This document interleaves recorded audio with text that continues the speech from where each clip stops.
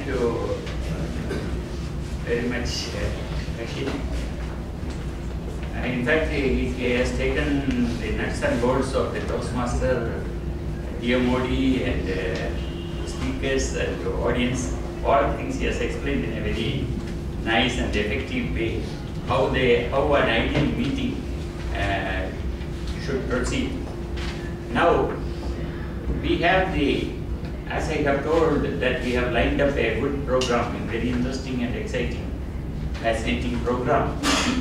The first speaker is going to attempt on his third project. Get to the point.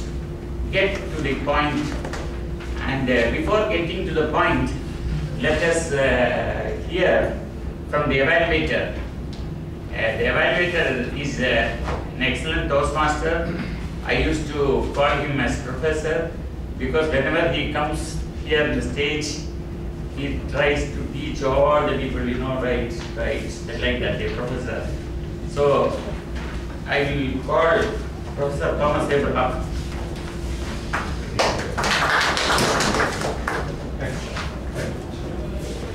Good afternoon, dear Toastmasters and guests. I'm tasked with evaluating the Project 3 of Toastmaster Elayraja.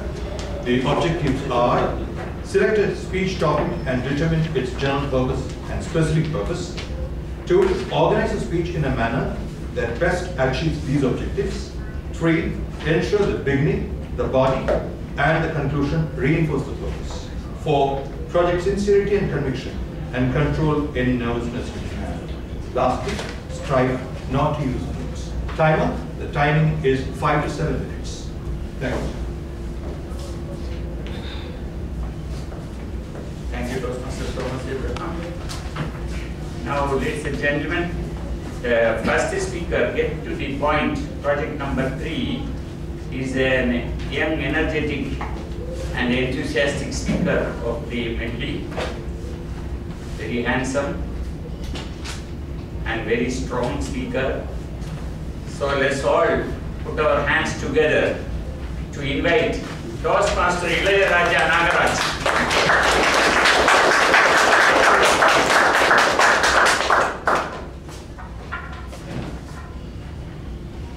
Before starting my speech, I want to say that under the bonnet.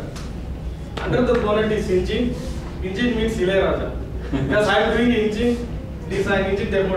Just for the sake of under the bonnet, I want to inform. So, today is the last day of our life. What are the things we left for undone?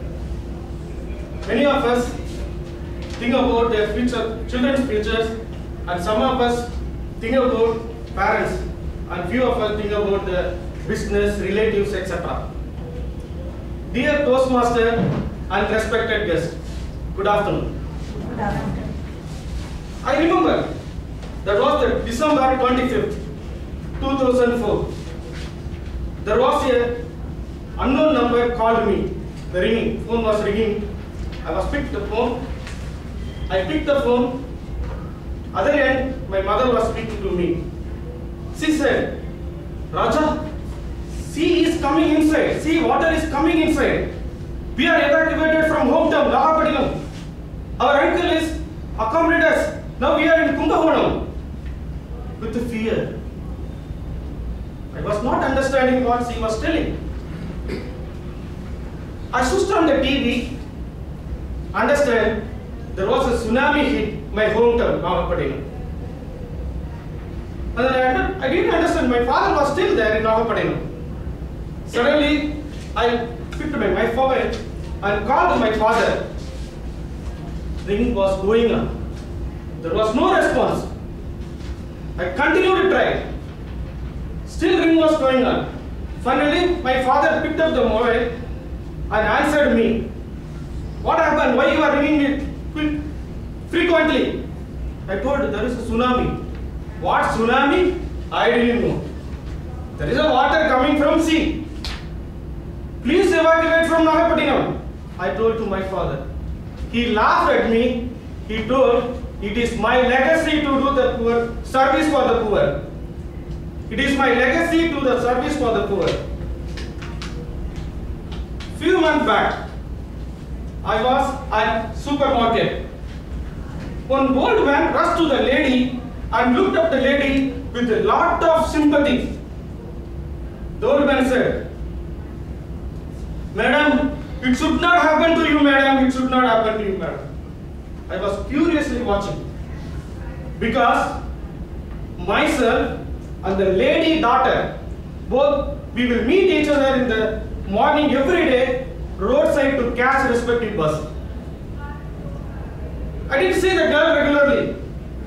That is the reason I am curiously watching what they are discussing. I approached the gentleman. I asked, what happened? He refused to say anything. But my inner feeling was telling to me that something happened to that lady because I was not seeing the girl regularly. So again I approached the gentleman. I asked, please tell me what happened. Then the gentleman told me the girl was suffering killer disease. After hearing that, I decided I want to meet the girl. Though I didn't have any interaction earlier. Just we saw each other every day. So we'll see each other every day. That's all. So I went ahead to her home. There are many students around her. I thought they are the co-student of her. Like me, they are visiting her. My guess was absolutely wrong. I understood she was a very good education. He is a very good student.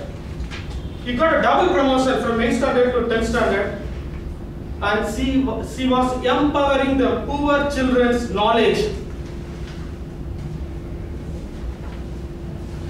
She said, "Sir, I would like to share my knowledge to the poor before I leave this world." It is her legacy for sharing the knowledge to the poor. I came back my home. I was not able to do any work because of the sad news. I realized about myself. I thought I am leading the life without any purpose. I studied well, got a good job, married, earning money, but there is no purpose. I am living in this world. So, one side, I have to earn money because my family survival. Other side, I am not doing very well, continuously doing regular work, boredom. So, I confused a lot. I told to my wife. She told me very carefully the message of legacy. Elayraja, legacy starts with attitude. You need to change your attitude. Legacy all about attitude. Again he said. Need to change your character. Need to think about big picture, not only ourselves. We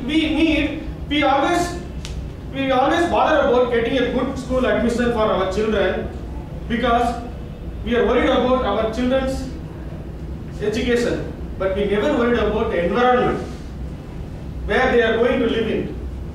We use plastic bags. We pollute the air by using improper vehicle usage and then uncontrollably wasting the water. These are the things we are doing today. Because we are very selfish, we will take care of our children, not about the environment. I obliged. I stopped to use the plastic bag and I use my car whenever it is required. If I am alone, I will never use the car. I will drive my own, otherwise maximum use public transport. And I try to avoid the wastage of water. Dear friends, today I am bothering about building a legacy and enjoying my life. What about you? What about you?